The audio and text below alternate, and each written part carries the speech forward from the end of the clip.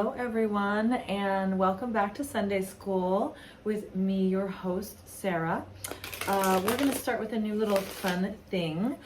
We will go to your individual readings in just a moment, but I want to start with one card for the collective, okay? One card for the collective. How we all can bring or receive heaven upon earth this week, okay? This is the King of Swords. So the king is our masculine energy, our leadership, our ability to connect to the eye in the sky, okay? So the king's sword stretches right on up to heaven, to Kether or Keter, however you say it in Kabbalah, all right? And he is cloaked in green, which is very notable because green is the color of the heart center, okay?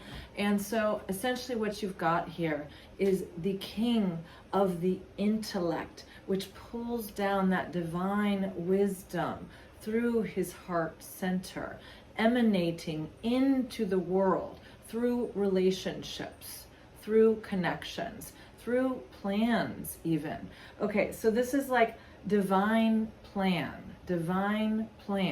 So you're all perhaps in a stage where it's time to step back and redraw the architecture of your life, okay? So this is to tap into your own inner architect, your own inner divine architect who can see the logos, all of the knowledge, all of the infinite, unheard of paths which can exist and unfold through the heart, which is the portal of infinite creation, okay? So rebuild, redesign, re-symbolize, reconnect with your sacred language, whatever that means to you. Reconnect with your sacred language and allow that language and those symbols, that beauty, what feels like the most high to you, to come through your heart's desire. And what does that picture look like? All right, now we're gonna move right along to the collective. So choose to the individual, I mean. Okay, choose card number 1, card number 2, or card number 3. This will be how you are cultivating or receiving your heaven upon earth this week. All right, here we go. Card number 1. Card number 1, we've got death. Oh, that's so funny. Heaven on earth is death for you this week. Okay, well, you know, sometimes, all the time, you do have to go through transformation. And also death, look at all of our religions, all of our religious tales, all of our spiritual allegories. In order to get to heaven, you have to go through a death according to all of the spiritual, almost all of the spiritual literature that we have, especially in the West. So essentially what we're getting here is die before you die. Die before you die. Okay? It's very simple, but also very, very hard. Okay?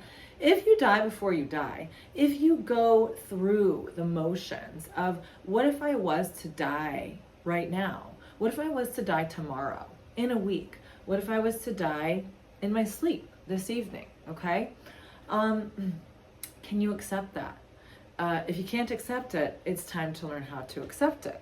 How do you accept that? How do you accept that? You surrender. It's a process of surrender to what is no longer necessary, to what is no longer serving you. And also it's a process of surrendering to your current imperfection. Surrender to your current imperfection. We are all imperfect. We are beautifully imperfect. And each time we go through a death, a release of what we are in this moment, we allow for those imperfections to die away, to be stripped off of our ultimate core being, which is eternal and infinite. And we allow that stripping to happen so that we may re-emerge as a new/renewed form. Death is always transformation, always. There is no end. Energy does not end. It just changes form and shape. Consciousness does not end, okay? So ultimately, the key word with death is going to be release. Release the old. Release the old, okay? Release the old. Observe what is no longer growing, what is no longer serving you, and let it go, okay? Let it go. Also, I will say, for some of you, connect with the ancestors.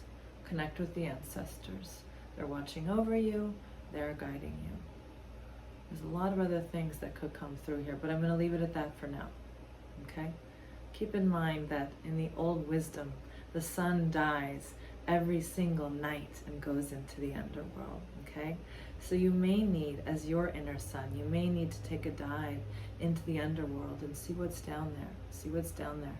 See if there's anything holding you back, anything that you need to release, any old baggage, any old shadows which are preventing you from receiving your true solar brilliance when the sun rises the next morning, all right?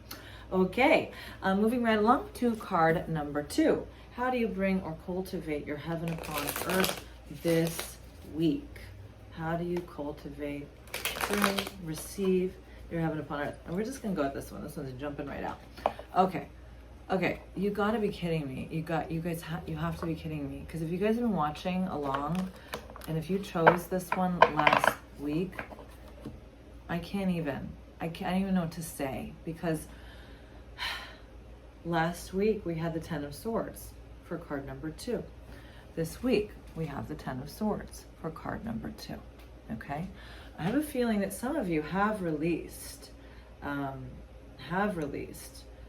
let go. I'm just gonna have to close my eyes and see what kind of wisdom comes with this card this week.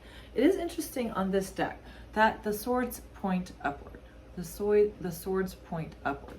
So I do feel that there is a shift of perspective which is necessary in letting go. And if you're watching all 3 of these, boy, wow, this is intense.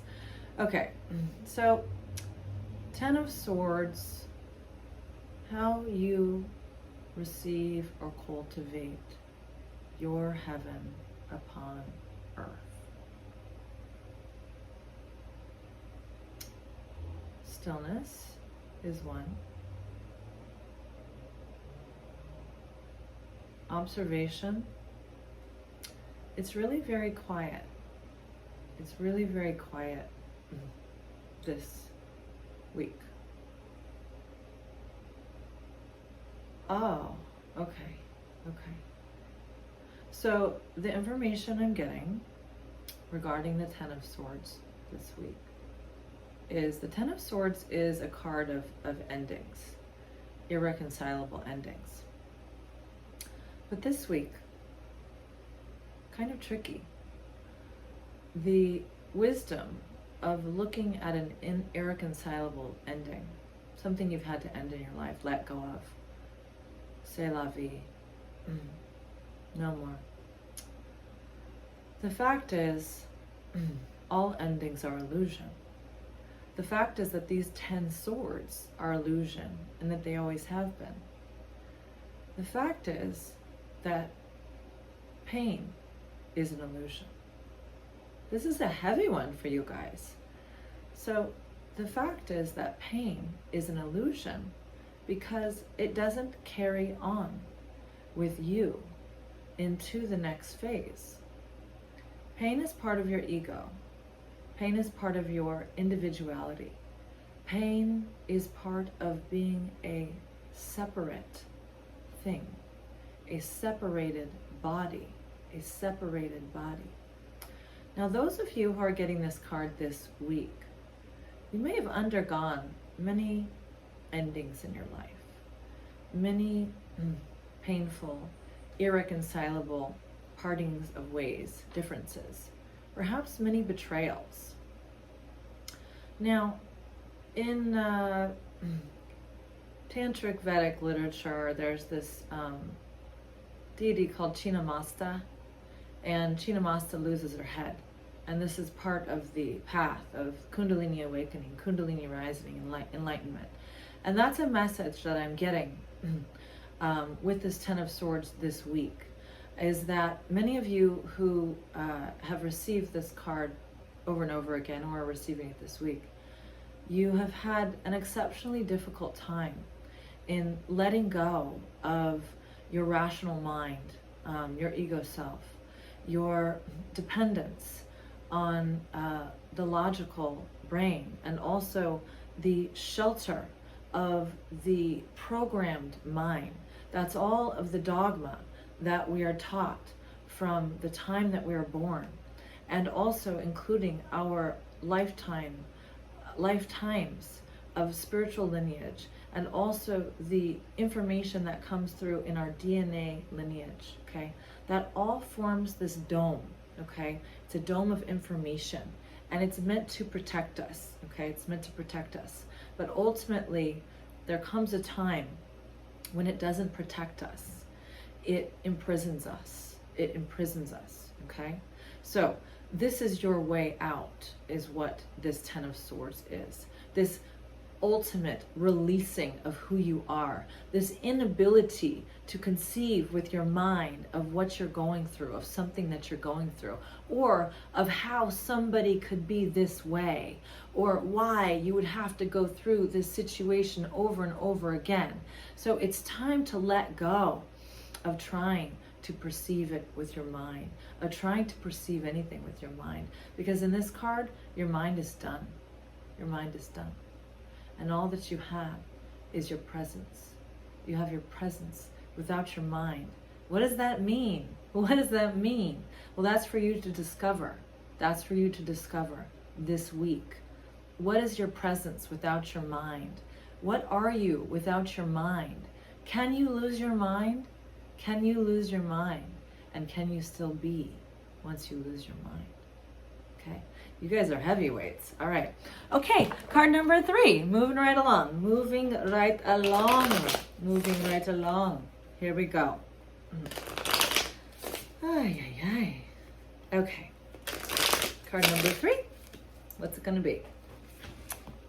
Okay, we have the 6 of Wands. Go out and be seen. Have fun. Also validate yourself, you guys. Give yourself validation. Oh my God. Go to the party. Accept the invitation. Accept the compliments. Don't be afraid to let your brilliance be seen. Don't be afraid to shine. This week also you can be the hero. All right? You can be the hero. It's not always good to be the hero, but this week you can be the hero. What else would I say about this one in particular?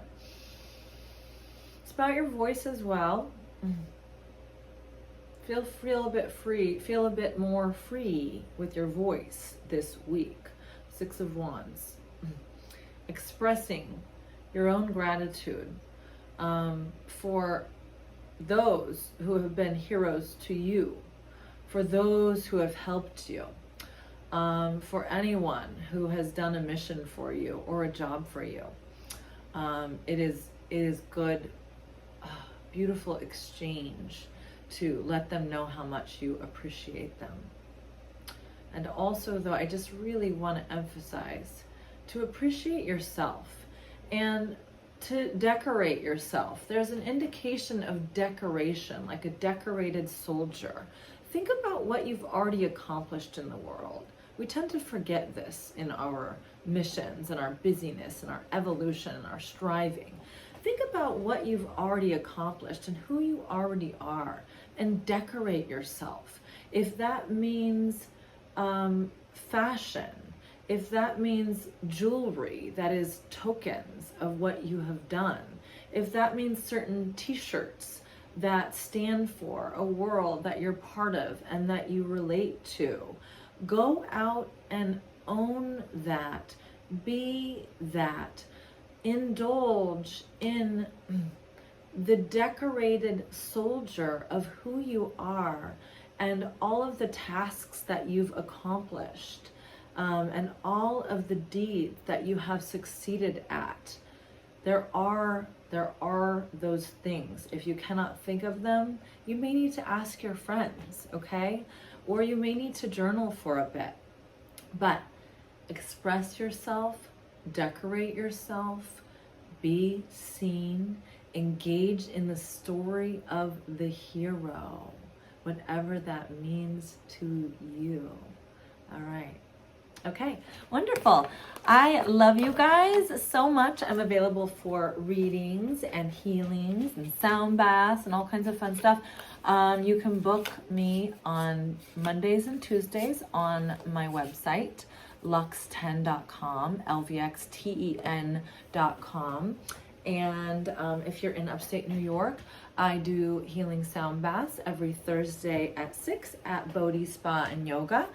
And I think that's about it. Please like, share, comment, share your stories with me. Share your cards that you picked with me. I love hearing them so much. And I love you guys. You're all doing a wonderful job, and I'm very proud of you. Thank you for your support.